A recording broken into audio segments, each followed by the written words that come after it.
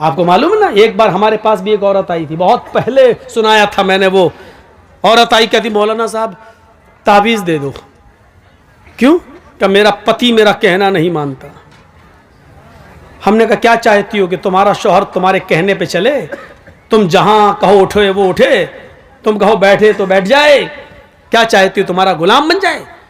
तो कहा मौलाना साहब आपने तो मेरे दिल की बात ही छीन ली।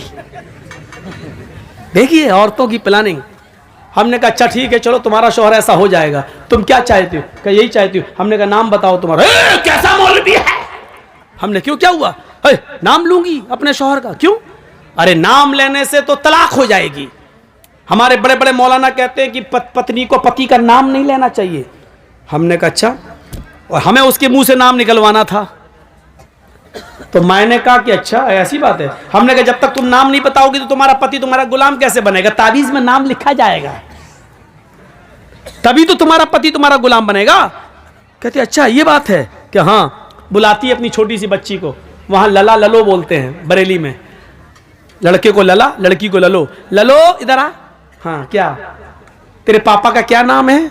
बच्ची कहती है रहमतुल्लाह। मेरे पापा का नाम रहमतुल्लाह। हमने कहा रहमतुल्लाह? हाँ हाँ हाँ हाँ। हमने कहा ये तो रहमतुल्लाह बता रही है कि हाँ यही नाम है। हमने कहा क्या नाम है? कहा यही जो बताया बच्ची ने। फिर भी नहीं बोल रही, वो भी बड़ी ढीठ है। तो हमने कहा क्या नाम है? ये बच्ची सही से नहीं बोल रही कि वही बोल रही है। सही है क्या? क्या है बच्ची? रहमतुल्लाह। हमने कहा रहमतुल्लाह कि हाँ हाँ जो आप बोल रहे हैं वही है। तो हमने कहा ये नाम तो तुम्हें लेना पड़ता है। कहा कभी नहीं लेती हूं। हमने कहा तो इसका मतलब तुम नमाज नहीं पढ़ती हो? कहा नहीं नमाज 5 टाइम की पढ़ती हूं। हमने कहा नमाज पढ़ती हूं उसमें तो नाम आता है? कहा नहीं आता है। हमने कहा नमाज पढ़ती हूं तो सलाम नहीं फेरती हो? क्या फेरती हूं? हमने कहा उसमें तो आता है अस्सलामु अलैकुम बरहमतुल्लाह। रहमतुल्लाह आता है कि नहीं आता है? तो कहती है जब वो नाम आता तो नहीं लेती हूं। तो हमने कहा फिर क्या कहती हो? तो कहती जब वो नाम आता तो मैं कह देती हूँ अस्सलामु अलैकुम ललो के अब्बा। मैं नाम नहीं लेती हूँ। अस्सलामु अलैकुम ललो के अब्बा, अस्सलामु अलैकुम ललो के अब्बा। बताइए ये हाल है। अल्लाह की कसम उस औरत ने ये जुमले कहे हैं, मुझसे कहे कि मैं नाम नहीं लेती हूँ। हमारे मौलवियों ने कहा कि नाम लेंगे तो तलाक हो जाएगी।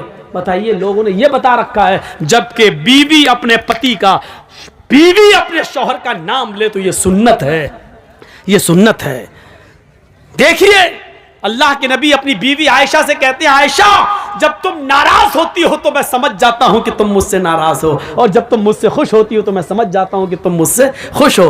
हजरत आयशा ने कहा अल्लाह के नबी कैसे? मैं तो कभी जाहिर नहीं होने देती हूं अपनी नाराजगी, फिर आप कैसे समझ जाते हैं? मैं नाराज भी होती हूं तो हम जाहिर नहीं होने देते कि मैं नाराज हूं, फिर आप कैसे समझ जाते हैं? फरमाया आयशा शौहर हूं तुम्हारा, चेहरा पढ़ता हूं, जानता हूं तुम्हें। का नहीं बताइए आप मेरी नाराजगी का पता कैसे लगाते हो? फरमाया आयशा जब तुम मुझसे नाराज होती हो तो कहती हो किसी बात पर इब्राहिम के रब की कसम।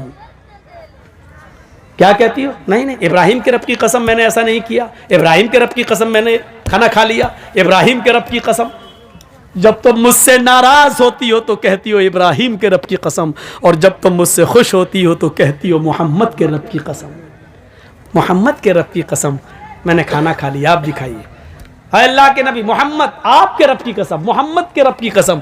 आयशा जब तुम मेरा नाम लेती हो तो मैं समझ जाता हूं कि तुम मुझसे खुश हो। आयशा की उम्र कितनी है? 9 साल। और अल्लाह के नबी की उम्र कितनी है? 54, 54 साल। लेकिन मियाँ और बीवी के दरमियान इतनी लंबी उम्र का फासला होने के बावजूद आयशा क्या कह रही हैं? मोहम्मद के रब की कसम। और अल्लाह के नबी क्या कह रहे हैं? नाम लो। क्या कह रहे हैं? नाम नहीं लेना चाहिए हैं? मैं पति हूं। क्या कह रहे हैं? जब तुम मुझसे खुश होती हो तो मैं समझ जाता हूं कि खुश हो, क्योंकि तुम कहती हो मोहम्मद के रब की कसम। यानी बीवी जब अपने पति का नाम ले तो ये मोहब्बत की अलामत है, मोहब्बत की अलामत है। मैं तो कहता हूं कि नाम लेना चाहिए, हर औरत को नाम लेना चाहिए। कुछ जाहिल औरतें क्या कहती हैं? बच्चे का नाम है फरीद तो अपने पति को बुलाएंगी, आदमी का नाम है सलीम तो ये सलीम नहीं, ए फरीद के पापा सुनो। और जब तक फरीद नहीं था तब तक क्या कहती थी? शादी तो तेरी सलीम से हुई है ना, फरीद तो 1 साल के बाद आया है ना, 1 साल तक वो क्या था?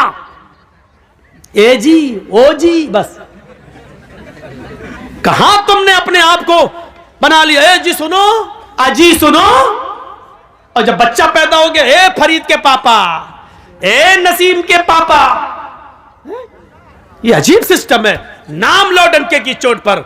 तो मेरे भाइयों, हजरत फातिमा ने भी क्या कहा था, आए अली, जब मेरा इंतकाल हो जाए तो मुझे रात की तारीकी में इशा के बाद मुझे कब्रिस्तान ले जाना दफनाने के लिए, दिन के उजाले में नहीं। फातिमा ने नाम लिया, अली जब मेरा इंतकाल हो जाए तो दिन के उजाले में मुझे दफन मत करना, कब्रिस्तान मुझे इशा के बाद ले जाना। फरमाया, फातिमा ऐसा क्यों कह रही हो? अगर तुम्हारा इंतकाल फजर के बाद हो जाए तो क्या मैं इशा के बाद ले जाऊं? तुम्हारे नबी ने, तुम्हारे अब्बू ने तो कहा मैयत को जल्दी कब्रिस्तान ले जाओ। कहा सब कुछ ठीक है, लेकिन मुझे रात में कब्र में ले जाना, रात में दफनाना। कहा क्यों? कहा अली, मैं नहीं चाहती हूं कि मेरे मुर्दा जिस्म पर पड़े हुए कफन पर भी किसी गैर मर्द की नजर पड़े। मेरे मुर्दा जिस्म पर पड़े हुए कफन पर भी किसी गैर मर्द की नजर पड़े। यह था पर्दा। यहां तो एक कुतिया के पीछे 10-10 कुत्ते लगे। सीखो पर्दा। यह पर्दा था। मेरे मुर्दा जिस्म पर पड़े हुए कफन पर भी किसी गैर मर्द की नजर ना पड़े। यह दिया है मोहम्मद की बेटी फातिमा ने इस्लाम का पर्दा। यह बताया है मोहम्मद की बेटी फातिमा ने कि पर्दा यह होता है, और इसी की दावत दी और इसी की तबलीग की है। मेरे प्यारे साथियों, मैं समझता हूं कि शायद यह तकरीर मैंने कहीं ना की हो, ये जुमले मैंने अभी तक कहीं नहीं बोले हूं। तो सुनो, नमाज पढ़ना बहुत आसान है, सब्र करना आसान नहीं है। यहां मुश्किल चीज को अल्लाह ने पहले पेश किया है। अजान की आवाज आ रही है, अल्लाहु अकबर, अल्लाहु अकबर। इमाम पहुंच गया, मुअज्जिन हय्या अलस्सला, आओ नमाज की तरफ। हम वुजू बनाकर नमाज के लिए जा रहे हैं। अभी मस्जिद में पहुंचे नहीं कि किसी ने रास्ता रोक कर कह दिया, आपका बेटा बहुत सीरियस है, आपकी मां बहुत सीरियस है, तड़पड़ा रही है। मेरे भाइयों, यकीन मानिए कि ऐसे मौके पर इंसान का सब्र का पैमाना लबरेज हो जाएगा अपना बेटे का जब बीमारी का नाम सुनेगा। हो सकता है कि फिर वो मस्जिद के दरवाजे तक भी न जाए और वहीं से पलटी मार दे कि नमाज तो मैं बाद में भी पढ़ लूंगा, कज़ा भी हो जाएगी। लेकिन बेटे को वक्त से पहले हॉस्पिटल पहुंचाना जरूरी है। कहीं ऐसा ना हो कि हॉस्पिटल ले जाते हुए देर हो जाए और डॉक्टर ये कह दें कि तुमने 10 मिनट देर कर दी, अगर 10 मिनट पहले लाए होते तो मैं बच्चे को बचा लेता। मेरे भाइयों, ऐसे मौके पर इंसान पर सब्र नहीं होता है। सब्र करना बहुत मुश्किल काम है। इसलिए अल्लाह ताला ने कहा, नमाज तो तुम पढ़ ही लोगे, नमाज तो पढ़ना बहुत आसान काम है, लेकिन बेटे की बीमारी, माँ की और बाप की बीमारी सोच सुनकर तुम पे सब्र नहीं हो सकता है। इसलिए ऐसे मौके पर सब्र का दामन तुम्हें नहीं छोड़ना है। इस मौके पर सब्र के जरिए अल्लाह से मदद मांगो। सब्र, आपको मालूम है अल्लाह के रसूल एक कब्र के पास से गुजर रहे थे, वहाँ एक औरत बैठी हुई थी जिसका बच्चा इंतकाल कर गया था और वो अपने बच्चे की कब्र पर बैठ कर रो रही थी। अल्लाह के नबी ने उससे कहा, अल्लाह की अमानत है, ले लिया, चलो तुम सब्र करो।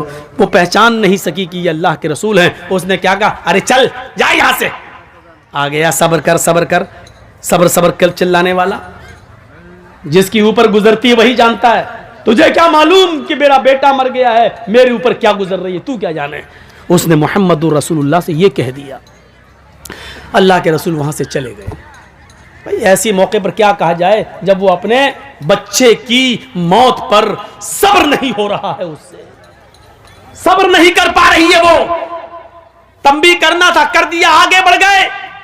बाद में उस औरत से 1-2 दिन के बाद किसी ने कहा, तुमने जिस आदमी से ये जुमला कहा जानते हो कौन? वो मोहम्मदुर रसूलुल्लाह थे। हैं? वो अल्लाह के नबी थे जिनको मैंने ये बोला था कि हाँ।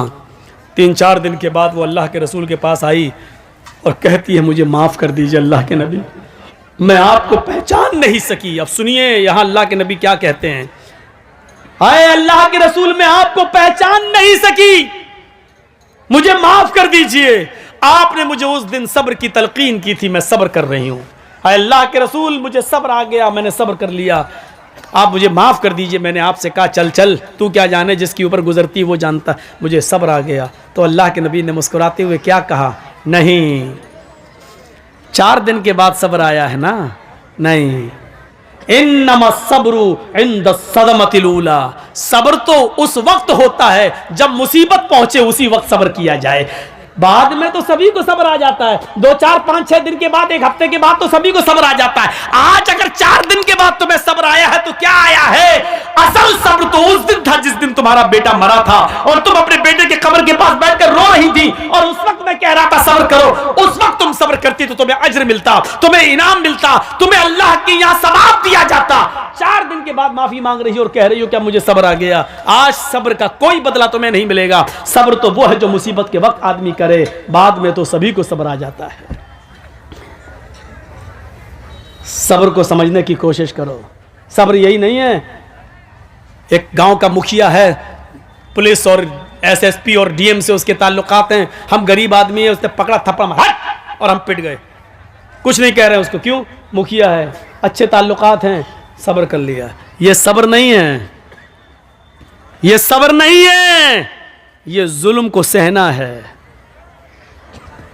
ये बुज़दिली है। आपने सब्र नहीं किया, आपके दिल में यह था अगर आज इसके पावर के बराबर मैं होता या इसके बराबर मेरे पास पैसा होता या ये पोस्ट मेरी होती, तब देखें ये कैसे जुल्म करता, तब मैं इसको बताता। आप जुल्म सब्र नहीं कर रहे हैं, आप जुल्म सह रहे हैं और जुल्म को सहना एक और जुर्म है, एक और पाप है, एक और गुनाह है, एक और ये बुज़दिली आपने। मुसलमान कभी बुज़दिल नहीं होता है, मुस्लिम कौम जुल्म सहने के लिए पैदा नहीं हुई है। आपके अंदर गुस्सा है, होना चाहिए। मैं नहीं कहता हूं कि गुस्सा आप मत होइए, मैं कहता हूं कि अगर गुस्सा आपके अंदर है तो इस गुस्से को परवरिश कीजिए, उस गुस्से को पालिए।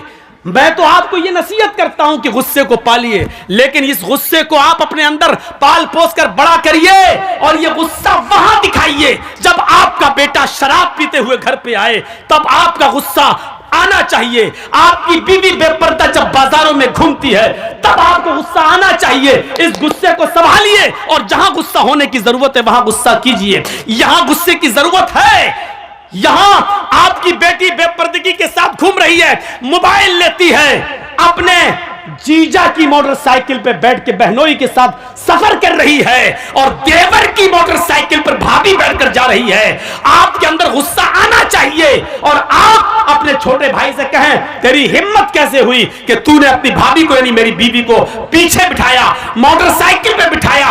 और एक ससुर को अपने दामाद पर गुस्सा आना चाहिए कि तूने अपनी बीवी को छोड़कर मेरी दूसरी बेटी जो तेरी साली है वो तेरी मोटरसाइकिल पे बैठ के बाजार या स्कूल क्यों गई है। इस गुस्से को संभालिए और इस गुस्से की जरूरत है यहां पेश करने की। आप इस गुस्से को परवान चढ़ाइए। हराम है, हराम है, हराम है अगर कोई जीजा अपनी साली को अपनी बाइक पे बिठाकर शॉपिंग कराता है। हराम है अगर कोई देवर अपनी भाभी को बाइक पे बिठा के शॉपिंग कराने के लिए जाता है और ये कहता कि मेरे भाई की इजाजत है। शरीयत भाई की इजाजत के बावजूद भी भाभी को अपने साथ ले जाने की इजाजत नहीं देती है। शरीयत ससुर की इजाजत के बावजूद भी, बीवी की इजाजत के बावजूद भी बीवी की बहन को अपने साथ जाने की इजाजत नहीं देती है। शरीयत शरीयत है, न तेरी बीवी का कानून चलेगा न तेरे बाप का कानून चलेगा। यहां कानून चलेगा तो फातिमा के बाप का कानून चलेगा। अगर मुसलमान हो तो फातिमा के बाप के कानून को मानो, अपनी बीवी के बाप का और अपनी बीवी का कानून नहीं। शरीयत शरीयत है, किसी के बाप की जागीर नहीं है। मुझे जो कहना था कह दिया। जिसको बुरा लगता लगता रहे। अगर बुरा लगता है तुम्हें तो अल्लाह की कसम में कामयाब हो गया। अगर मेरी बात तुम्हें चुभी है तो अल्लाह की कसम में अपने जलसे में कामयाब हो गया। और अगर मेरी बात का बुरा नहीं लगा तो हमें सोचना पड़ेगा कि हमारा जलसा कामयाब हुआ है या नहीं हुआ है। क्योंकि जब बुरा ही नहीं लग रहा है तो इसका मतलब यह कि आप वही करोगे जो करते आ रहे हो, और जब वही करना है जो करते आ रहे हो तो फिर ये जलसा बेकार है। आपका यहां बैठना बेकार है। रात के 1 बजे, 1:30 बजे, 2 बजे तक यहां बैठकर अपनी आंखें फोड़ना बेकार है, क्योंकि आपको कोई सवाब नहीं मिलेगा। मेरे प्यारे साथियों, दीन सुनने आए हो ना, कुरान हदीस सुनने आए हो। इस कुरान और हदीस की एक बात यह भी है और गिरह बांधो, इन्ना अज़ाबन यौमल क़यामती, इन्ना अशद्द अज़ाबन यौमल क़यामती अल मुसव्विरून। ये याद करिए। और जितने लोगों के मोबाइल मौलाना जर्जीस की तरफ लगे हुए हैं, सुने, इन्ना अशद्दन्नासी अज़ाबन यौमल क़यामती अल मुसव्विरून। क़यामत के दिन सबसे सख्त अजाब, सबसे खतरनाक अजाब उस आदमी को दिया जाएगा जो दुनिया में तस्वीरें खींचता होगा, जो दुनिया में सेल्फियां लेता होगा, जो दुनिया में एक अपने मोबाइल से, अपने मोबाइल के कैमरों से किसी मौलवी की तस्वीर लेता होगा या किसी की भी फोटो खींचता होगा। इन्ना अशद्दन नास अज़ाबन, मैं हदीस पढ़ रहा हूं, मुस्लिम शरीफ की हदीस पढ़ रहा हूं। क़यामत के दिन सबसे ज्यादा सख्त, मामूली अजाब नहीं, हल्का अजाब नहीं, इन्ना अशद्दन नास अज़ाबन, अजाब के एतबार से सबसे ज्यादा सख्त अजाब उसको दिया जाएगा अल मुसव्विरून, जो दुनिया में तस्वीरें खींचता होगा, तस्वीरें बनाता होगा। खींचो, आओ, मैंने किसी को इजाजत नहीं दी, और इसके बावजूद भी अगर कोई मेरी तस्वीर को खींचकर अपने साथ अगर लेता है तो वो सुन ले और समझ ले, और इस जलसे की, इस हदीस को सुनाने के बाद भी अगर कोई लेगा तो वो याद रखे कि उसने न कुरान को अहमियत दी है, न मुहम्मदुर रसूलुल्लाह को अहमियत दी है। उसमें और वसीम रिजवी में कोई फर्क नहीं। वो भी नबी को नहीं मानता, तुम भी नबी की हदीस को नहीं मान रहे हो, कोई फर्क नहीं है। अब लीजिए जलसा खत्म करने के बाद मेरी सेल्फी, देखें कितने लोग लेते हैं। मैंने कह दिया कि उसमें और वसीम रिजवी में कोई फर्क नहीं। अब जो मोहम्मद का शेदाई होगा वो मेरा फोटो नहीं लेगा, जो वसीम रिजवी का भाई होगा वो फिर भी खींचेगा। अब देखता हूं कि कौन मोहम्मद का शेदाई है और कौन वसीम रिजवी का भाई है, अब देखना है मुझे। खींचो फोटो। नहीं मिसाल देना चाहता था लेकिन आज दी हमने। आए हो जलसा सुनने, मजाक बना के रख दिया है दीन के जलसों को, मजाक बना के रख दिया है। परचूनी की दुकान, किराना मर्चेंट की दुकान समझ लिया। जो समझ में आया वो अमल करेंगे, जो नहीं समझ में आया छोड़ देंगे। ये तुम्हारे बाप की जागीर चल रही है। इस्लाम के जो हमें पसंद आया वो अमल करेंगे, जो पसंद नहीं आया वो छोड़ देंगे। नहीं चलेगा। शरीयत तो मोहम्मदुर रसूलुल्लाह की नापसंद को भी नापसंद नहीं मान रही है। याद है अल्लाह के रसूल का मामूल था, असर की नमाज पढ़ के आप अपनी सारी बीवियों के घर जाते थे थोड़ी थोड़ी देर के लिए। आपकी जितनी बीवियां मौजूद थी उनके घर जाते थे, और हजरत ज़ैनब के घर थोड़ा ज्यादा बैठ जाते थे। क्यों? कि किसी जगह कुछ मिलता नहीं था। और ज़ैनब क्या करती थी, जो आपकी बीवी थी ज़ैनब बिन्त जहश, वो क्या करती थी, उनके पास शहद था तो शहद का शरबत बनाकर अल्लाह के नबी को पिलाती थी। तो भूखे रहते थे, नहीं मिलता था।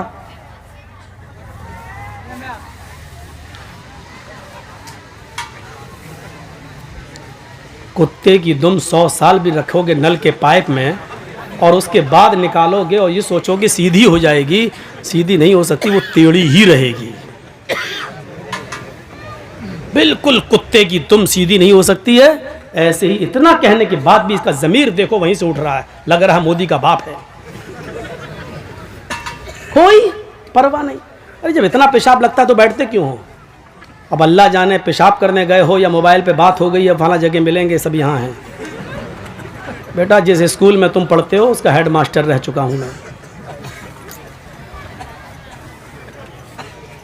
जाकर देख लो, यहाँ जर्जी साहब सुन रहे, वहाँ मेला लगा है। आई हैं लिपस्टिक लगा लगा के, ऐसा लग रहा है जैसे अपने आदमी का खून पी के आई हैं, ऐसी गहरी लिपस्टिक। और जलसों में भी क्रीम और पाउडर ऐसा चुपड़ा हुआ है जैसे लगता है कि भैंस या गाय का गोबर लीप लिया मुंह पे। जाके देखो। और अभी मेरे आने से पहले जब हम आ रहे थे तब देखिएगा क्या हाल था। जहां लड़की वही लड़के, कसम खुदा की कई जगह मिसाल दे चुका हूं। ऐसा लग रहा था जैसे एक कुतिया के पीछे 10-10 कुत्ते लगे। सुनना पड़ेगा तुम्हें नहीं, तुम्हारे बाप को भी सुनना पड़ेगा। ऐसा लग रहा है जैसे एक कुतिया के पीछे 10-10 कुत्ते मोबाइल लेके वो इधर बुरा वो उधर जा रहा है। हकीकत में लग रहा है जैसे एक कुतिया के पीछे 10-10 कुत्ते। तू अपनी वाली हमें दिखा दे, मैं अपनी वाली तुझे दिखाऊं, ये मेरी वाली हो तेरी वाली है, ऐसा लग रहा है। ये हालत बना रखा, जलसों में भी हो रहा है। जलसों में भी। क्या बोल रहा था मैं, बताइए तो, कहाँ था? हज़रत ज़ैनब के पास वो कह रहा तस्वीर की बात तो निकल गई। अब हजरत ज़ैनब बिन्ते जहश के यहाँ गए, भूखे रहते थे, तो वो कुछ शहद का शरबत बनाकर अल्लाह के नबी सल्लल्लाहु अलैहि वसल्लम को पिलाती थी, थोड़ी देर हो जाती थी। जिसकी कई बीवियां हों तो बीवियों में तो आपस में टसंग रहती ही है। अच्छा, उनके यहाँ ज़्यादा क्यों बैठ जाते हैं, हमें इतना टाइम क्यों नहीं देते हैं? तो सारी बीवियों ने सलाह कर ली। क्या सलाह की? कि अल्लाह के रसूल जिसके पास भी जाएंगे, ज़ैनब के घर से निकल के जिसके भी पास जाएंगे, सारी बीवियां नबी की ये एक ही बात बोलेंगे कि आपके मुंह से तो मगाफिर की एक पौधा होता है, मगाफिर एक जड़ी बूटी होती है, उसकी बदबू आ रही है आपके मुंह से। तो अब अल्लाह के नबी ज़ैनब के घर से निकले, दूसरी बीवी के यहाँ गए, उन्होंने कहा अल्लाह के नबी आपके मुंह से तो बदबू आ रही है, हैं? बदबू कहाँ से आएगी? फिर आप दूसरी बीवी के पास गए, उन्होंने भी कहा बदबू आ रही है। जब सारी बीवियां एक ही बात कहेंगी तो दिमाग तो कबूल कर ही लेगा ना कि इसका सभी एक ही बात कह रही हैं, तो इसका मतलब बदबू। और नबी अकरम को बदबू से सख्त नफरत थी। खुशबू भी आप इतनी लगाते थे कि पसीना भी टपकता था तो खुशबूदार बन जाता था। जिस नबी की हालत ये हो, वो बदबू को कैसे पसंद करे? तो कहा क्या खा के आए आप ज़ैनब के घर से? कहा शहद का शरबत पी के आया हूँ, इसीलिए बदबू आ रही है। तो अल्लाह के नबी ने कह दिया आज के बाद शहद को मैं हाथ नहीं लगाऊंगा, शहद मुझ पर हराम, नहीं पीऊंगा आज के बाद, नहीं खाऊंगा। तो शहद को अल्लाह ने हलाल किया और नबी ने क्या कह दिया? आज के बाद मैं शहद को हाथ नहीं लगाऊंगा।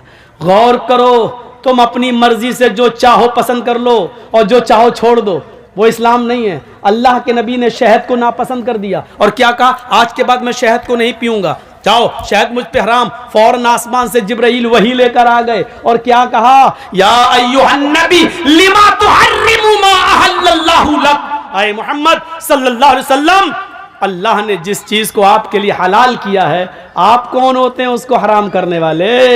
लिमा तुहर्रिमु मा अहल्लल्लाहु लक। आपने उस चीज को अपने ऊपर हराम क्यों किया है जिसको अल्लाह ने हलाल किया? इस कुरान की आयत से आपको पता चल रहा है क्या मतलब हुआ? इसका मतलब यह हुआ कि अल्लाह की तरफ से अगर कोई चीज हलाल है तो उसको हराम करने का इख्तियार और हराम करने का पावर मोहम्मदुर रसूलुल्लाह को भी हासिल नहीं है। तो फिर हमें और आपको ये कैसे हासिल हो जाएगा कि हमें जो पसंद हो वो अमल कर लें और जो चीज हमें पसंद नहीं है उस पर हम अमल ना करें? जो चीज मेरी मर्जी के मुताबिक हो उसको हम मान लें और जो चीज मेरी मर्जी के मुताबिक ना हो उसको हम छोड़ दें। ये कैसे हो सकता है जब नबी अपनी मर्जी के खिलाफ शहद को हराम नहीं कर सकते अपने ऊपर? जब नबी को ये पावर हासिल नहीं है तो तुम्हें ये पावर और हमें ये पावर किसने दे दिया है?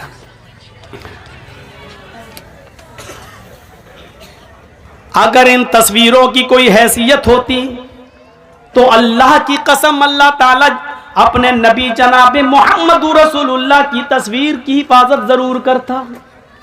लेकिन देख लो, दुनिया में ईसाई भी मौजूद हैं, ईसाइयों के पास ईसा की तस्वीर मौजूद है, यहूदियों के पास मूसा की तस्वीर मौजूद है, दाऊदियों के पास दाऊद अलैहिस्सलाम की तस्वीर मौजूद है, इब्राहिम को मानने वालों के पास इब्राहिम की तस्वीर मौजूद है।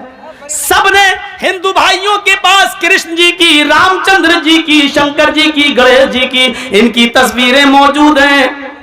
अगर दुनिया में किसी नबी की तस्वीर मौजूद नहीं है तो वो हस्ती है जनाब मोहम्मद रसूलुल्लाह सल्लल्लाहु अलैहि वसल्लम की। क्योंकि अगर आज नबी की तस्वीर होती तो कोई आदमी नमाज पढ़ने मस्जिद में जाता ही नहीं, कोई आदमी अल्लाह के नबी के रोज़े अक़दस पे जाता ही नहीं, वहां दरूद पढ़ता ही नहीं। वो अल्लाह के नबी की तस्वीर को अपने घर लगा लेता, वो नबी की तस्वीर पे हार या माला डाल देता, या तस्वीर को अपने घर में लगाकर 7 चक्कर उसी के लगा के कह देता कि हज हो गया। मेरे प्यारे साथियों, वो नबी अकरम की तस्वीर को छोटे छोटे टुकड़ों में लेकर उसका तावीज बनाता, उसको पहनता और फिर नबी का फोटो अखबारों में छपता, नबी का फोटो पेपरों में आता और कभी उसकी कटिंग होती और वो पैरों के नीचे रौंदा जाता। अल्लाह ताला को अपने नबी की ये रुसवाई और बेइज्जती गवारा न थी मेरे भाइयों, इसलिए अल्लाह ने जनाब मोहम्मद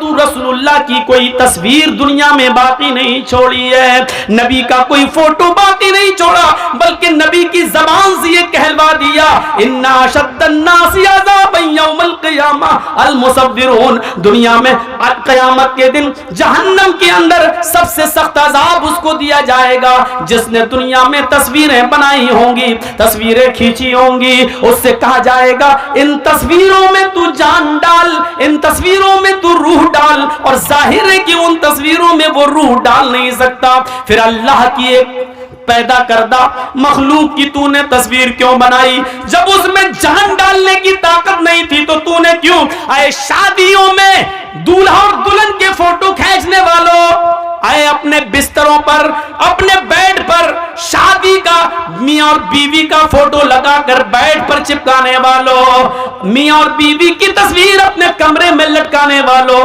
तैयार हो जाओ। इन्ना अशद्दन्नासी अज़ाबन यौमल क़ियामा, क़यामत के दिन सबसे ज्यादा सख्त अज़ाब इन्हीं को होगा जो दुनिया में तस्वीरें खींचते हैं, दुनिया में तस्वीरें बनाते हैं। और सबसे ज्यादा सख्त अज़ाब उकिलतु बिसलयूता बिजहन्नम यौमइज़िल्लहा, क़यामत के दिन जहन्नम खींच कर लाई जाएगी। जहन्नम के अंदर 70,000 लगामें पड़ी होंगी और जहन्नम को खींच कर लाया जाएगा। जब जहन्नम को खींच कर लाया जाएगा, जहन्नम चीख रही होगी। और सुनो, हाँ सुनो, कुरान सुनने के लिए बुलाया, हदीस सुनने के लिए जर्जीस को दावत दी तो सुनो, हाँ सुनो, जहन्नम जब खींच कर लाई जाएगी, अल्लाह कहेगा ऐ जहन्नम क्या चाहती है? जहन्नम चीखेगी और कहेगी उकिलतु बिसलास, आय अल्लाह मेरे अंदर 3 किस्म के लोगों को पहले डाल, 3 गुनाहगारों को मेरे अंदर पहले डाल। अल्लाह कहेगा ऐ जहन्नम बता तेरे अंदर 3 कौन से गुनाहगारों को डालो?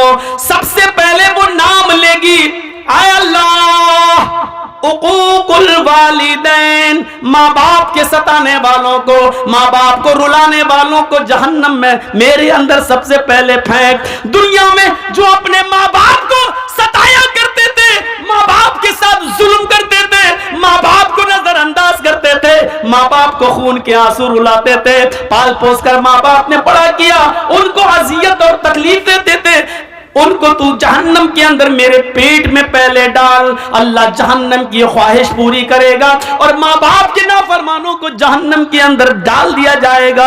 फिर जहन्नम कहेगी शैखुन जानिन, हाय अल्लाह मेरे अंदर बूढ़ा आदमी जो दुनिया में जिना करता था, बूढ़े लोग जो दुनिया में जिना करते थे, बुढ़ापे के बावजूद वो लड़कियों की जिस्मों से खेला करते थे, उनकी इज्जतों को तार तार करते थे, उनको बहला फुसाकर और उनको गलत काम के लिए आमादा करते थे। ऐ अल्लाह उन बूढ़े, उन बुजुर्ग जिनाकार लोगों को तू मेरे अंदर डाल। नौजवान से तो एक बार गलती होती है, वो जवानी का नशा है, हालांकि वो भी जहन्नम में सजा भुगतेंगे, वो अपने हिसाब किताब के बाद जहन्नम में जाएंगे, लेकिन जहन्नम जिनको मांग रही है वो कह रही है कि मेरे अंदर बूढ़े जिनाकारों को, बूढ़े जानियों को तू मेरे अंदर डाल, जिन्होंने बुढ़ापे के बाद भी, जबकि उस उम्र में शहावत कम हो जाती है, इस उम्र में शहावत की कमी हो जाती है, इसके बावजूद उन्होंने लड़कियों की इज्जत से खिलवाड़ किया। आय अल्लाह इस बूढ़े जानी को तू जहन्नम के अंदर डाल। अल्लाह बूढ़ा जना करने वाले बूढ़ों को भी जहन्नम के अंदर डाल देगा। कहे अल्लाह एक मखलूक और रह गई है, तू उसको भी मेरे अंदर डाल। अल्लाह कहेगा बता कौन सी मखलूक है? अल मुसव्विरून, जहन्नम चीख कर कहेगी तस्वीर बनाने वालों को, तस्वीर खींचने वालों को, फोटो बनाने वालों, फोटो खींचने वालों को अल्लाह जहन्नम मुतालबा करेगी, जहन्नम पूछेगी, जहन्नम अल्लाह से मांगेगी और अल्लाह जहन्नम की फरियाद पूरी करेगा और जहन्नम में इन तस्वीर बनाने वालों को, तस्वीर खींचने वालों को भी डाल दिया जाएगा। साहबा ने कुर्बानियां क्यों दी हैं, अपनी जानें क्यों दी हैं, इसको सोचिए। हमें भी वो कुर्बानियां देने की जरूरत है। कौन आदमी ऐसा है जो ये चाहता कि अपनी जान दे, लेकिन सहाबा अल्लाह के रसूल मुझे इस जंग में ले चलिए, मैं चाहता हूं कि शहीद हो जाऊं, मैं चाहता हूं कि जंग लड़ूं, या तो काफिरों को मारूं या शहीद कर दिया जाऊं। अल्लाह के नबी उनको कबूल कर रहे हैं, ले रहे हैं, और वो जा रहे हैं और लड़ रहे हैं और शहीद हो रहे हैं। क्यों? क्योंकि अल्लाह के नबी ने फरमाया शहीद जब कत्ल किया जाता है, उसके खून का पहला कतरा जब जमीन पर गिरता है तो अल्लाह उसके सारे गुनाह को माफ कर देता है। शहीद कयामत के दिन जब अपनी कब्र से उठेगा तो उन्हीं कपड़ों में उठेगा जिन कपड़ों में वो शहीद हुआ है, और उसी जगह से उसका खून बह रहा होगा, टपक रहा होगा, जिस जगह खंजर, जिस जगह तलवार या जिस जगह गोली लगी है। इस हाल में उठेगा कि उसके जिस्म से खून गिर रहा होगा। अल्लाह ताला उसके जिस्म से गिरते हुए खून को देखकर कहेगा फरिश्तों, इस बंदे का क्या हिसाब लूं, इससे क्या पूछताछ करूं, ये तो मेरे लिए अपनी पूरी जमीन और जायदाद और जान सब कुछ देकर चला आया, इससे क्या मैं पूछूं, इसने तो सब कुछ मेरी राह में कुर्बान कर दिया था, इसने तो अपनी जान तक मेरी राह में दे दी थी। जाओ, मैंने इसको बख्श दिया, इसको जन्नत के अंदर दाखिल कर दो, इसको जन्नत के अंदर ले जाओ। फरिश्ते उसको जन्नत में ले जा रहे होंगे। फरिश्ते पूछेंगे तुम्हारी कोई और तमन्ना है? जन्नत की नेमतों को शहीद देखेगा, जन्नत की नेमतों को शहीद देखेगा। फिर फरिश्ते पूछेंगे कुछ और चाहते हो? तो फरिश्ते कहेंगे हाँ एक तमन्ना और है। कहा क्या है? कहा है फरिश्तों अल्लाह से दुआ करो, अल्लाह से कहो मेरी एक तमन्ना यह है कि वो मुझे दुनिया में दोबारा भेज दे, मैं दोबारा जंग करना चाहता हूं, दोबारा काफिरों से लड़ना चाहूंगा, और फिर मैं चाहूंगा कि फिर मैं शहीद हो जाऊं, फिर मैं जन्नत में लाया जाऊं। क्योंकि शहीद का इतना बड़ा इज्जत, इतना बड़ा इकराम कि शहीद जन्नत की नेमतों को देखकर कहेगा अल्लाह मैं चाहता हूं कि मुझे बार बार दुनिया में भेज, मैं बार बार कत्ल किया जाऊं और बार बार जन्नत में आऊं, और तू बार बार पूछे कि तेरी तमन्ना क्या है, मैं फिर कहूं कि अल्लाह मुझे दुनिया में भेज और मुझे कत्ल किया जाए और फिर मैं जन्नत में आऊं। जरा गौर करो कि शहीदों का इनाम कितना बड़ा होगा, शहीद का इनाम कितना बड़ा होगा कि शहीद जन्नत की नियामत में देखने के बाद भी हर उसमें है नहीं। फरिश्ते पूछ रहे हैं कुछ और चाहते हो? अब जन्नत में किसी चीज की कमी तो है नहीं, फिर भी फरिश्ते पूछ रहे हैं कुछ और चाहते हो? कि हाँ क्या? दुनिया में दोबारा जाना चाहता हूं, नक्तुल, फिर कत्ल होना चाहता हूं, फिर जन्नत में आना चाहता हूं।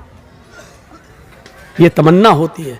लेकिन फरिश्ते कहेंगे नहीं, जो रूह एक बार हमारे पास आ जाती है वो दुनिया में दोबारा लौट कर नहीं जाती। अब तुम्हें दुनिया में दोबारा नहीं भेजा जाएगा। जब शहीद को दुनिया में दोबारा इंसान की शक्ल में नहीं भेजा जा सकता, यहां तो बहुत बड़े बड़े बुजुर्गों की रूहें आती हैं हमारे घरों में, शब बारात के हलवे खाने, खिचड़े खाने और पता नहीं क्या क्या करने, बड़े बड़े लोगों की रूहें आती हैं हमारे यहाँ, कहते हैं बुजुर्गों की रूहें आती हैं। मेरे भाइयों, कुरान कहता है जो रूह मेरे पास आ जाती है वो दोबारा लौट कर नहीं जाती। अच्छा एक बात बताइए, दुनिया में थर्ड क्लास की जिंदगी है, आदमी मर गया, अच्छे काम किया है, फिर वो आखिरत में चला गया, बरज़ख में चला गया, अब वो फिर फर्स्ट क्लास की जिंदगी से कोई थर्ड क्लास की जिंदगी में आएगा?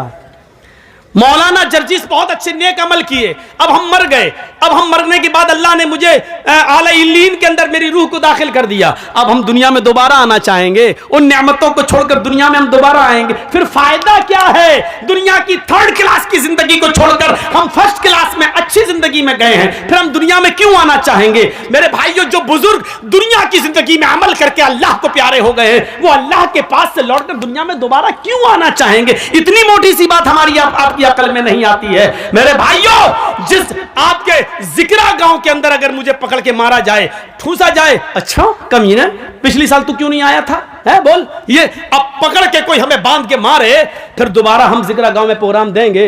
कभी नहीं देंगे। एक बार जो आदमी यहां मार खा चुका हो, दोबारा क्यों वो उस गांव में प्रोग्राम देगा? मेरे भाइयों, जो आदमी दुनिया में मुसीबतें बर्दाश्त करके, नेक अमल करके, फजर की नमाजों में सर्दियों में उठकर तकलीफें बर्दाश्त करके उसने अच्छी जिंदगी पाई हो, इल्लीन के अंदर मकाम पाया हो, जन्नत की खिड़की उसके लिए खोल दी गई हो, फिर वो दुनिया में दोबारा उससे कहा जाए चले तो दोबारा क्यों आएगा? फिर हम क्यों जाएं और अमल करें? फिर क्यों हम नमाजें पढ़ने के लिए जाएं? हमें अल्लाह ने जब ये इनाम दे दिया तो हम दुनिया में क्यों जाएं? मेरे भाइयों, फिर वो दुनिया में दोबारा तकलीफ उठाने के लिए क्यों आएगा? इतनी मोटी सी बात हमें और आपको समझना चाहिए।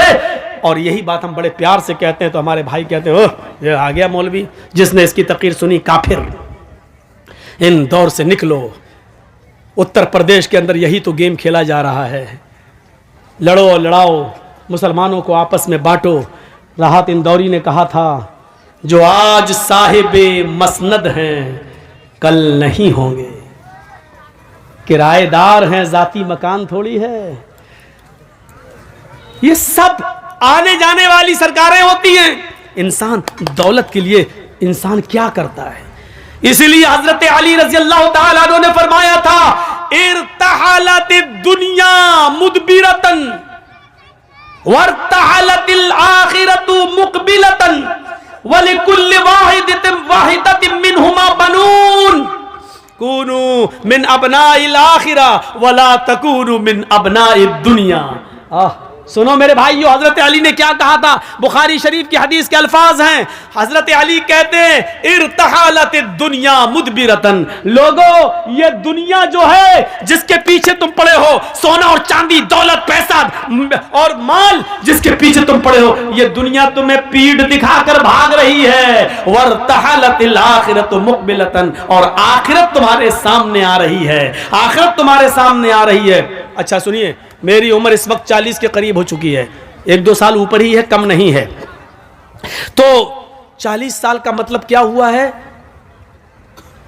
40 साल, मान लीजिए अल्लाह ने मेरी जिंदगी 70 साल की दी है, तो इसका मतलब क्या हुआ? एक मिसाल दे रहा हूं, 40 साल दुनिया ने मुझे पीठ दिखा दिया है, दुनिया मुझे पीठ दिखा चुकी है, 40 साल मुझे पीछे छोड़ चुकी है, दुनिया ने मुझे 40 साल का पीठ दिखा दी है। यानी अब जर्जीस ये चाहे कि ये 40 साल मुझे दोबारा मिल जाए तो ये दुनिया जर्जीस को वो खोए हुए वो 40 साल वापस नहीं कर सकती है। वल आखिरतु मुकबिल, और आखिरत जो है वर्तहलतिल आखिरतु मुकबिलतन, और आखिरत सामना कर रही है। यानी 40 साल हमारी दुनिया से छूट गए और आखिरत के 40 साल हम करीब हो गए, यानी आखिरत आ रही है और दुनिया पीछे जा रही है। तो अल्लाह के नबी क्या फरमाते, हजरत अली क्या कहते हैं? दुनिया दुनिया दुनिया पीठ दिखा रही है, आखिरत तुम्हारा मुकाबला कर रही है। दुनिया जैसे जैसे तुम्हें छोड़ती जा रही है, आखिरत वैसी वैसे तुम्हारे करीब आती जा रही है। और इन दोनों में से हर एक के बेटे हैं, हर एक की औलादें, यानी दुनिया के भी बेटे हैं और आखिरत के भी बेटे हैं, दुनिया के भी बेटे हैं और आखिरत के भी बेटे हैं। वलिकुल्लि वाहिदतिन मिनहुमा बनून, इन दोनों में से हर एक की औलादें हैं, दुनिया की भी औलाद है और आखिरत की भी औलाद है। तकून कूनू कूनू मिन अबनाइल आखिरा, आखिरत की औलाद बनो, वला तकूनू मिन अबनाइद दुनिया, दुनिया के बेटे मत बनो, दुनिया की औलाद मत बनो, दुनिया की औलाद मत बनो, यानी दुनिया की दौलत में मत फंसो, सोने और चांदी के पीछे मत पड़ो, बल्कि आखिरत की औलाद बनो, यानी आखिरत कमाओ, एक एक नेकी को गनीमत जानो, एक एक सवाब के काम को करो, एक एक अच्छा काम करो, आखिरत की औलाद बनो। सुनो, इसके बाद हजरत अली क्या कहते हैं? दुनिया की औलाद मत बनो, आखिरत की औलाद बनो, इसलिए कि फ़इन्नल यौमा अमलुन वला हिसाबा व गदन हिसाबुन वला अमला, इसलिए कि आज इस दुनिया में अमल है, हिसाब नहीं है। इस दुनिया में अमल है, हिसाब नहीं है, यानी तुम जो भी करोगे तुमसे कोई हिसाब किताब नहीं लिया जाएगा। दुनिया में नमाज पढ़ोगे तुमसे हिसाब किताब नहीं लिया जाएगा, रोजा रखोगे कोई पूछताछ नहीं होगी, शराब पियोगे तो तुमसे कोई पूछेगा नहीं, जुआ खेलोगे तो तुम्हारा कोई हिसाब किताब नहीं होगा। अब ये तुम्हें सोचना है कि नमाज पढ़ना है, रोजे रखना है, हज करना है, ज़कात देना है, मदरसों में चंदा करना है या नहीं देना या नहीं, ये सारी चीजें तुम्हें सोचना है, तुम्हें सोचना है। या शराब पीना है, जुआ खेलना है, जिना करना है, क्या करना है, ये तुम्हें सोचना है। लोगों, फ़इन्नल यौमा अमलुन वला हिसाब, दुनिया में अमल है, हिसाब नहीं। आज अमल है, कोई पूछताछ करने वाला नहीं, वगदन हिसाबुन वला अमल, और कल कयामत के दिन हिसाब किताब होगा, कोई अमल नहीं। कल क़यामत के दिन हिसाब किताब होगा, कोई काम नहीं। अब न शराब पीने दी जाएगी, न नमाज पढ़ने दिया जाएगा, न तुम्हें रोजा रखने दिया जाएगा, न जुआ खेलने दिया जाएगा। कल सिर्फ हिसाब ही हिसाब होगा, कोई अमल नहीं होगा। आज अमल ही अमल है, अच्छा करो या बुरा करो, कोई हिसाब नहीं है। अब तुम्हें सोचना है अच्छा करना या बुरा करना है। आज अमल है, हिसाब नहीं। कल हिसाब है, अमल नहीं।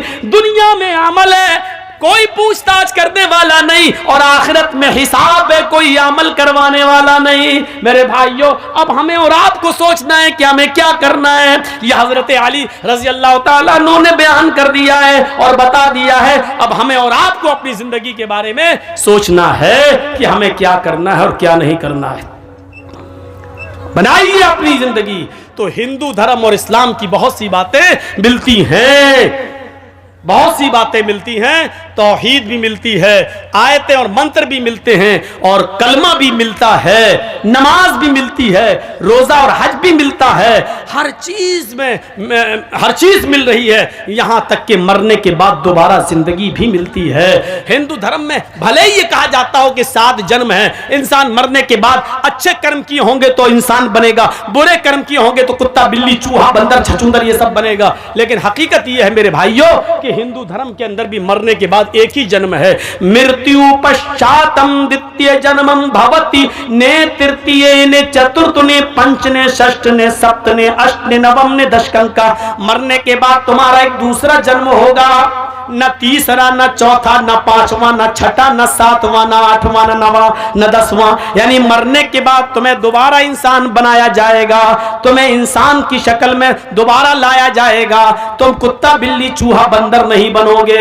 यही कुरान कहता है कि मरने के बाद आए लोगों, हम तुम्हें दोबारा जिंदा करेंगे, हम तुम्हारी हड्डियों के पोर तक को बना देंगे। क्या तुम ये समझते हो? अयहसबुल इंसानु अल्लन नजमा इज़ामा, इंसान ये सोचता है कि हम उसकी हड्डियों को हरगिज़ जमा नहीं कर पाएंगे।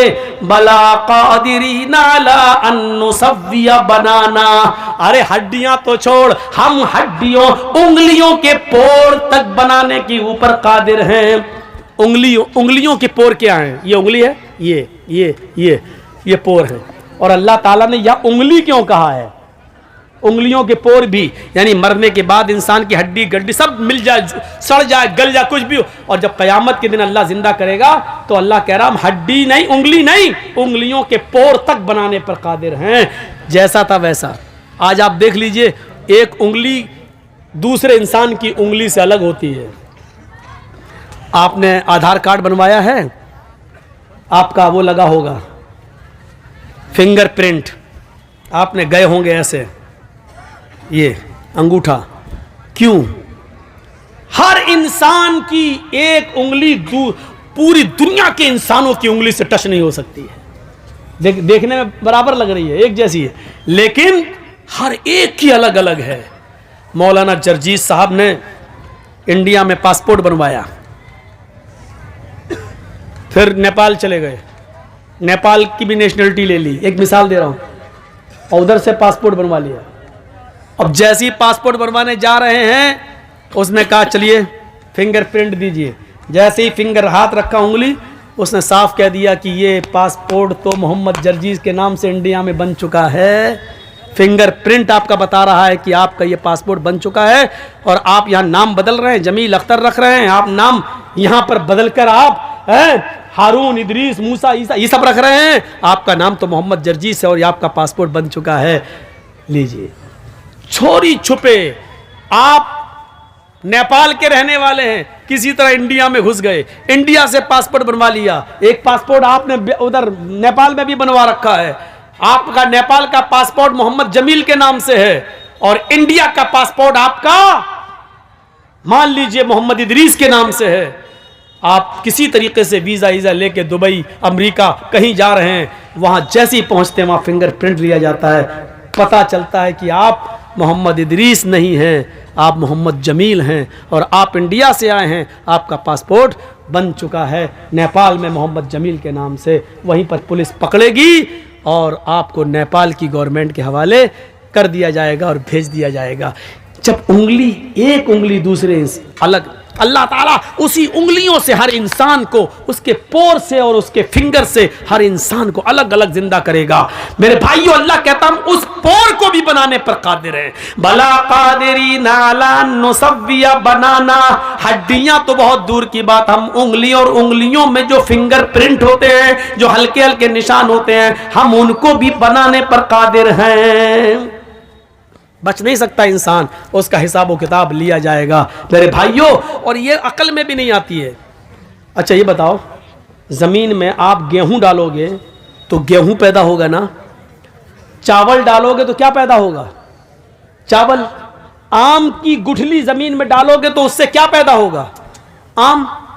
क्लियर है? कभी आपने देखा हो कि बोया हो आम और पैदा हो गया हो अमरूद, कभी आपने देखा है बोया हो आपने अंगूर और पैदा हो गया हो तरबूज, कभी आपने सुना? नहीं सुना। आम डालोगे आम पैदा होगा, तरबूज बोगे तो तरबूज पैदा होगा, लौकी कद्दू डालोगे तो लौकी और कद्दू पैदा होगा। जो चीज तुम जमीन के अंदर डालोगे उससे वही चीज निकलेगी और उसी का फल निकलेगा। अकल भी यही कहती है। मरने के बाद इंसान को जब तुम कब्र में दफन करोगे, जमीन में गाड़ोगे, तो इंसान से इंसान ही पैदा होगा या कुत्ता बिल्ली चूहा बंदर पैदा हो जाएगा। जब आम से अमरूद पैदा नहीं हो सकता तो इंसान से कुत्ता बिल्ली चूहा बंदर कैसे हो जाएगा?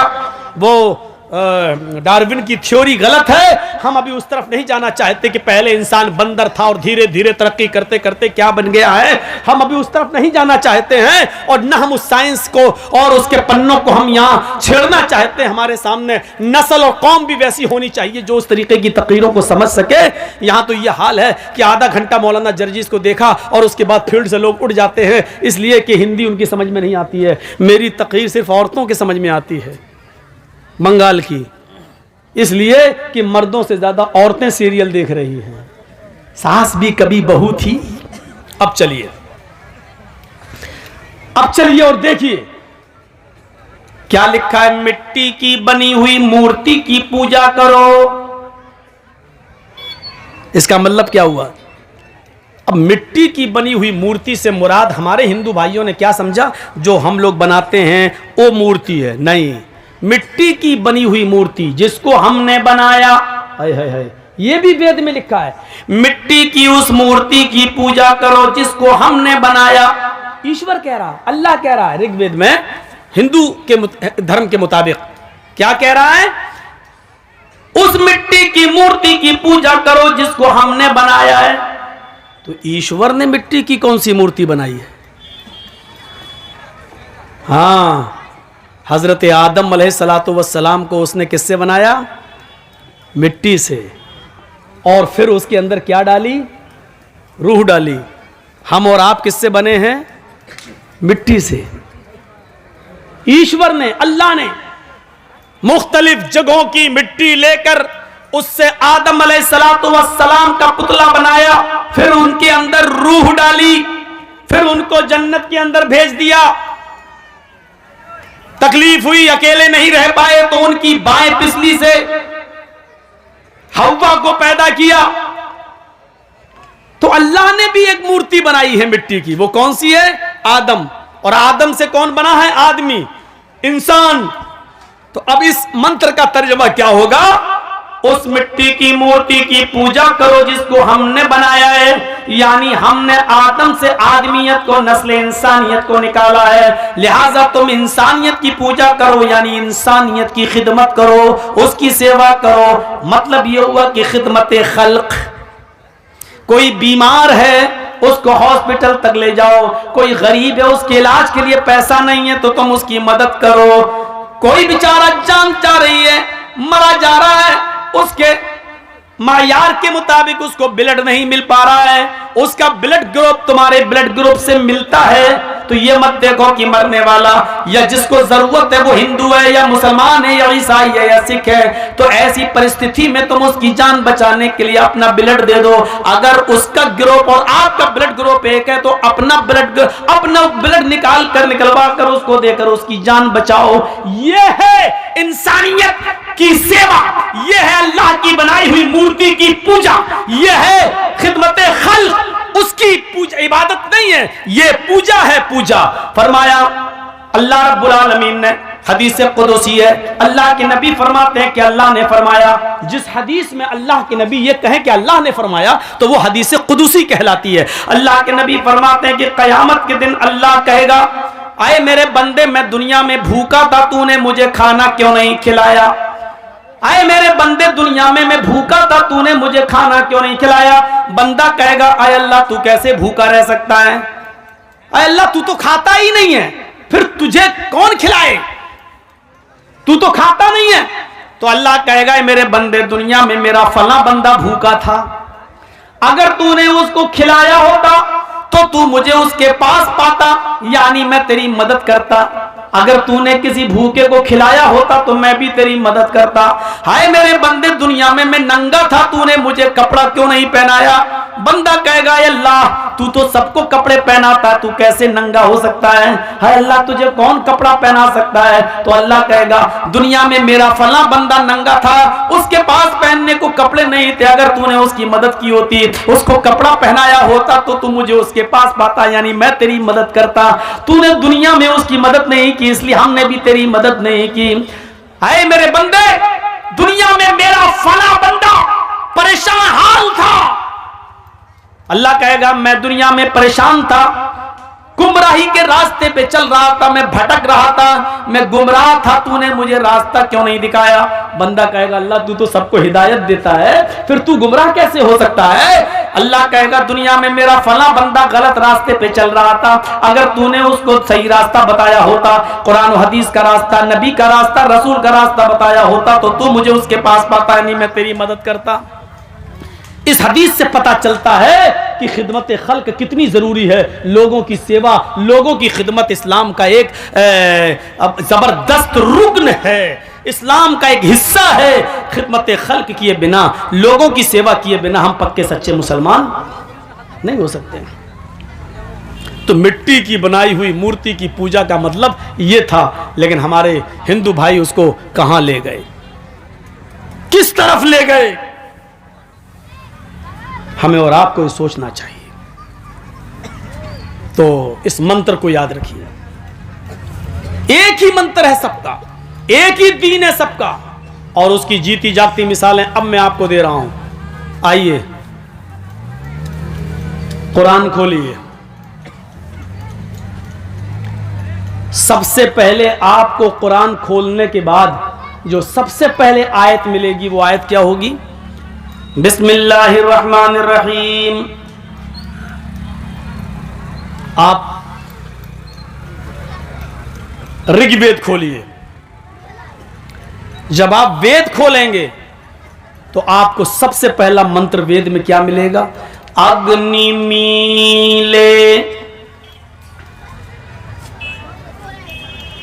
आप कुरान खोलिए, आप दूसरी आयत क्या पढ़ेंगे, अल्हम्दुलिल्लाहि रब्बिल आलमीन। आप वेद खोलिए, आप दूसरा मंत्र क्या पढ़ेंगे, महिदेवस्य सवितु परिष्टुति। आप कुरान खोलिए, तीसरी लाइन आप क्या पढ़ेंगे, वसुर्दयमाना। आप वेद खोलिए, तीसरी लाइन क्या पढ़ेंगे, वसुर्दयमाना। आप कुरान खोलिए, तीसरी आयत आप क्या पढ़ेंगे, अर्रहमानिर्रहीम। आप कुरान खोलिए, एक आयत छोड़ दीजिए, मालिक यौमिद्दीन, इय्याका नअबुदु व इय्याका नस्तईन। इसके बाद पढ़िए, आप क्या पढ़ेंगे, इहदिनस सिरातल मुस्तकीम। वेद खोलिए, वेद में चौथा मंत्र आपको क्या मिलेगा, नए सुपथराय आसमान। अब देखिए दोनों क्या है। काश हमें हिंदू भाइयों से तोड़ने वाले और हिंदू लोगों से अलग करने वाले, अगर उनकी खोपड़ियों में ये आयत और मंत्र दोनों घुस जाएं तो कभी पब्लिक और आवाम इनको ढोंगी समझकर कभी वोट नहीं देगी। ये लोग लड़ाते हैं, अगर इस तरीके की बातें करें तो हिंदू भी खुश होगा और मुसलमान भी खुश होगा कि देखिए धर्म हमें मिला रहा है और ये कमीने जो बैठे हुए हैं ये हमें लड़ा रहे हैं। एक एक नेता की कुर्सी के नीचे अगर जमीन खोदो तो कितने कितने लोगों के खून के कुएं हैं, कितनी लाशें उस कुर्सी के नीचे दफन हैं जिस पर वो हुकूमत कर रहा है, कितने लोगों का मर्डर है।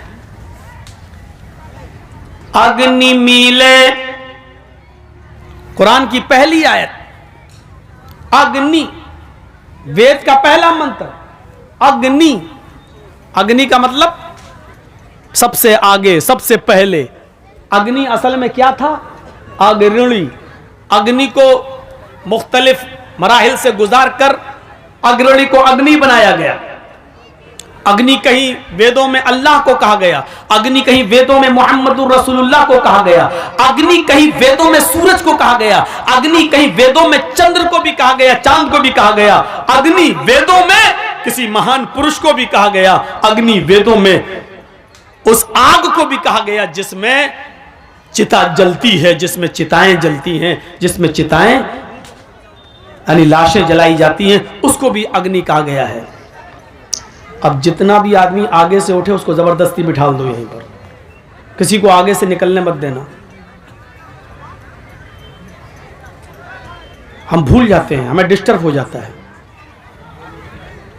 अब देखो वो घुस रहा आगे बैठने के लिए, बहुत हंस रहे हैं, बन गए राजीव गांधी, दांत फाड़ दिए ही करके।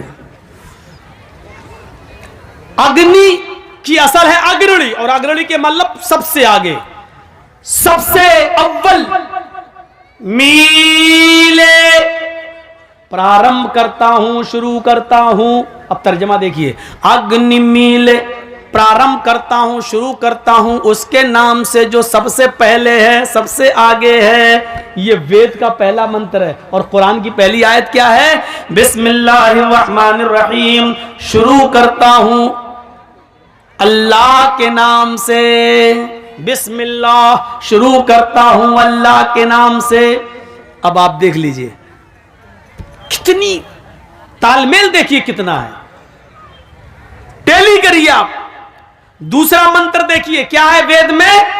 महिदेवस्य सवितु परिष्टुति, महान है हमारा वो देवता, महान है हमारा वो देवता। मही देवस्य, मही महान है, देवस्य हमारा वो देवता, सवितु जिसके लिए सारी की सारी परिष्टुति तारीफें हैं, प्रशंसाएं।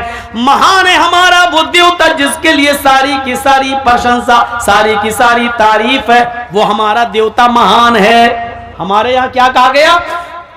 अल्हम्दुलिल्लाहि रब्बिल आलमीन, तमाम तारीफें उस अल्लाह के लिए, सारी तारीफें उस अल्लाह के लिए जो दोनों जहान का रब है, जो दोनों जहान का पालने वाला है।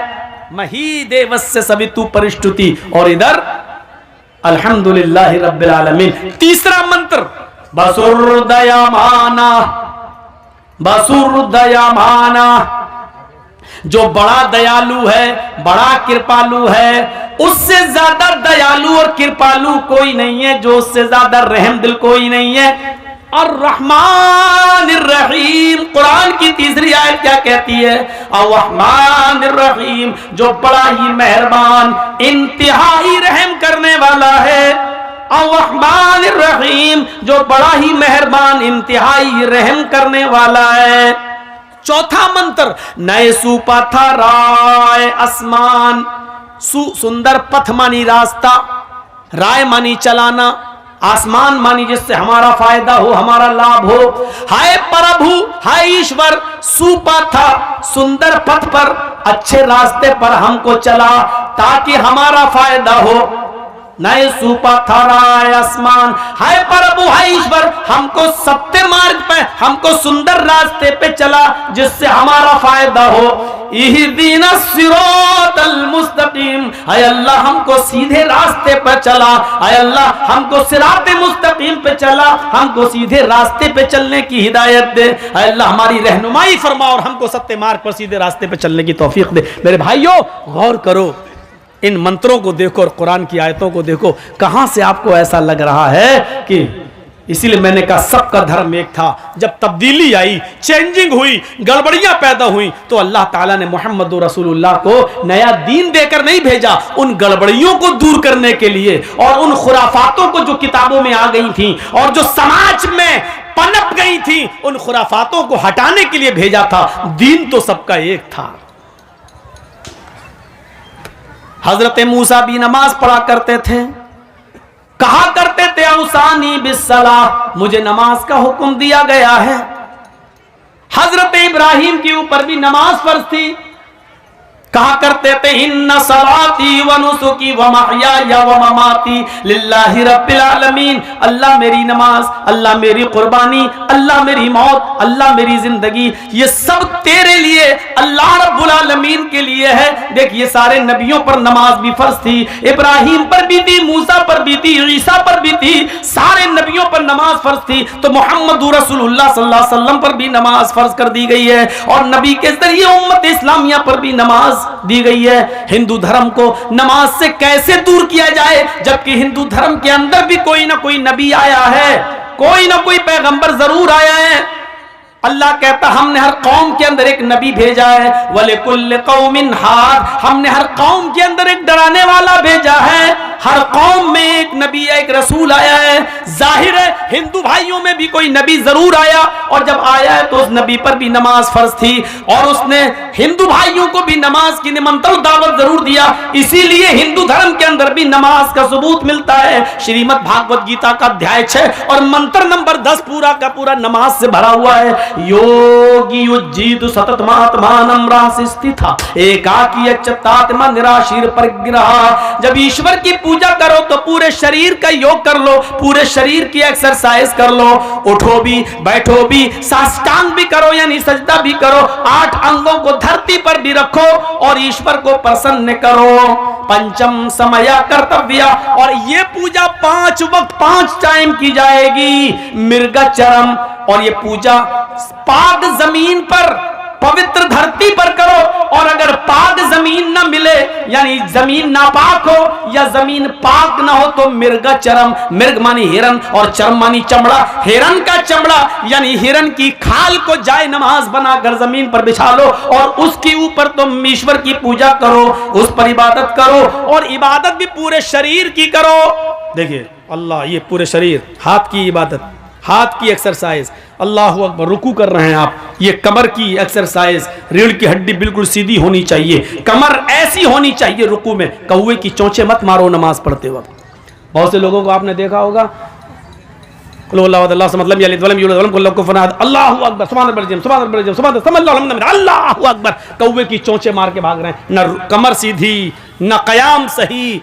तो आप पहले रुकू में जाएं और ये उंगलियां खुली रहें, ये रुकू सीखो, नमाजें तो बहुत पड़ी होंगी, सीखो ये उंगलियां खुली हों, मजबूत तरीके से घुटना पकड़ो, हाथ टाइट करो सीधे और कमर बिल्कुल सीधी। उसके बाद पढ़ो सुभान, सुभान रब्बिल अज़ीम, सुभान रब्बिल अज़ीम, ऐसे नहीं, सुभान रब्बियल अज़ीम, सुभान रब्बिल अज़ीम ऐसे नहीं, एक एक जुमला साफ, एक एक लफ्ज साफ, सुभान रब्बियल अज़ीम, रब्बियल अज़ीम, सुभान रब्बियल अज़ीम, सुभान रब्बियल अज़ीम, 3 बार, 5 बार, 7 बार, कम से कम 3 बार इसको पढ़िए।